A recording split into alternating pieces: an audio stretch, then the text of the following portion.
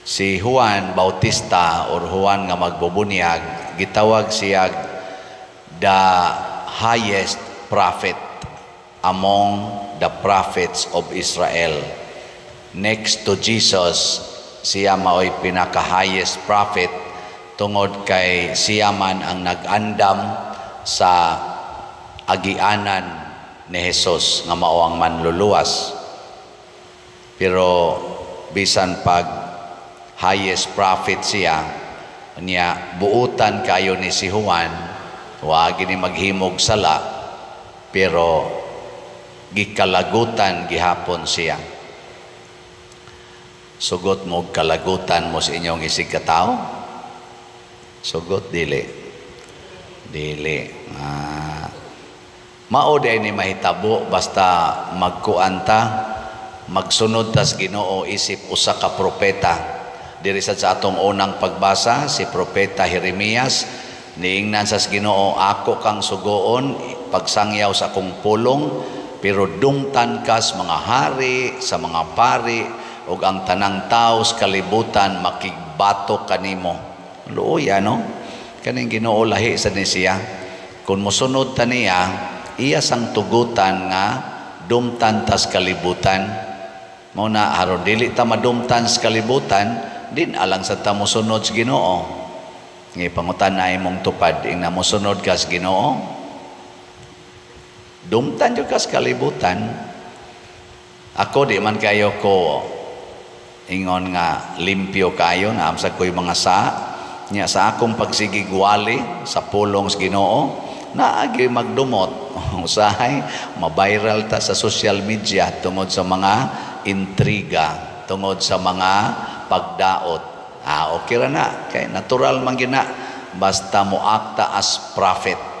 Kita sa pagbunyag nato hinumduman nato niha, pagbunyag nato nakaambit sa misyon sa simbahan nga mao'y misyon ni Kristo o giunsa man pagtuman ni Kristo ang iyang misyon dinis kalibutan nga mao ang misyon sa kaluwasan. Gigamit niya ang iyang tulo ka threefold nga offices or kaning kaakuhan, isip propeta, isip pari o isip hari. The prophetic, the priestly, and the kingly offices of Jesus. Mao na kitang tanan, doon natay propetanhon nga kaakuhan. Ug unsa maning propeta, mao ni siya magsangyaw sa pulong sa Ginoo ug iya nang saksihan. Pasabot di siya magpadalas kahadlok sa mga pagdaot o mga pag-alkontra sa kalibutan.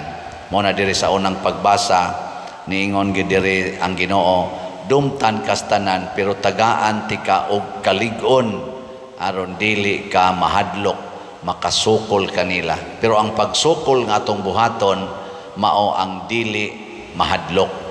Mao na si propeta Jeremias gikontrahas tanan pero ni atubang siya tanan. Si Juan nga magbubunyag gikontrahan sad sa hari nga mao si Herodes og sa iyang kabit, asawa siyang igsuon nga mao si Herodias. Pero wa gyud mahadlok si Juan, wa gibutang dinhi nga portin niyang hilak, portin niyang pakiluoy, wa. Relax ra si Juan nga gipriso. Nya pag ingon sa diri nga gipadadag sundao ngadto para punggutan siya sa liog suod sa prisuhan. Wa kita nakita diri nga milugnot si Juan, mikisi-kisi si Juan. Naputol sa diyang liog. Relax ra kaayo. Nga naman, ang propeta mosaksi sa iyang gisangyaw. Og unsa may gisangyaw sa propeta, una gyud gugma. Kamong mga asawa na higugma mo sa inyong bana. Gugma.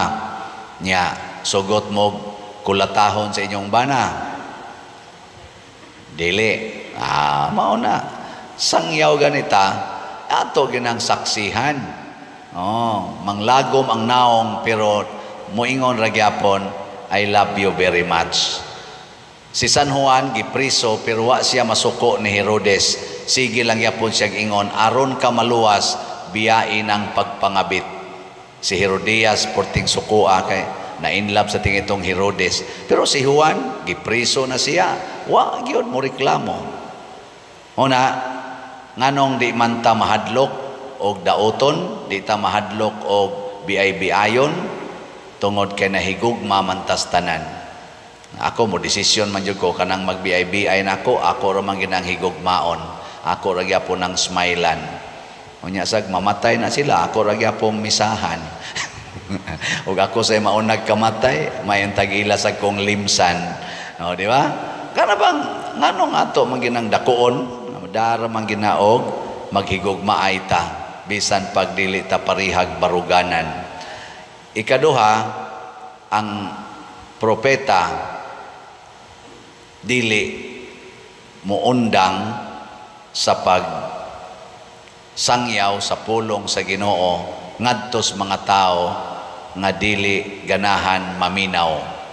Kana ba mga tao nga mukontra niya, ang propeta di gina mohonong sa pag sangyaw. Dili tungod kay iyang hagit-hagiton, kung dili naa niya ang pangandoy nga unta mudawat ang tao sa pulong sa Ginoo aron maluwas. Naman say pulong sa tao, mag-conflict man ni usahay ang pulong sa tao ug pulong sa Ginoo. Muna mustig kita, kitang mga nagtuo ni Kristo, nagsunod sa atong simbahang Katoliko, mustig kita pagsangyaw sa pulong sa Ginoo. Kay kanira bang pulong sa Ginoo, lahi man ni siya sa pulong sa tao. Ang pulong sa tao nakasintro lang sa kaluwasan sa lawas.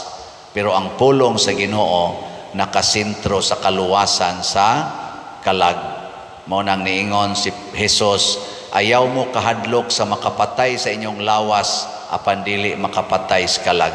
Muna si San Juan nga magbubunyag sa diyang gipunggutan siya sa liog, igo ra siyang niingon tingali, lawas ra may mamatay ani, pero nga akong kalag di man mamatay. Nganong di man mamatay ang iyang kalag? Tungod kay way sala, nagsangyaw ug nagtuman sa pulong sa Ginoo. Ug para nako mao ginay the best nga atong prinsipyo. Akong lawas mabunog, mamatay, pero ang akong kalag kanunay limpyo, kanunay himsog, kanunay buhi, tungod kay nagtuo ko, nagsangyaw ko, ug nagbuhat ko sa pulong sa Ginoo. Matod pa diri sa atong tubag sa Salmo, mag-awit ako mahitungod sa imong kaluwasan. Unsa man nga kaluwasan? Kaluwasan sa kalag. Gilingya imong tupad. Ing na sugod karon, sugot na tagpatyon. Di ba? Kanindot ana.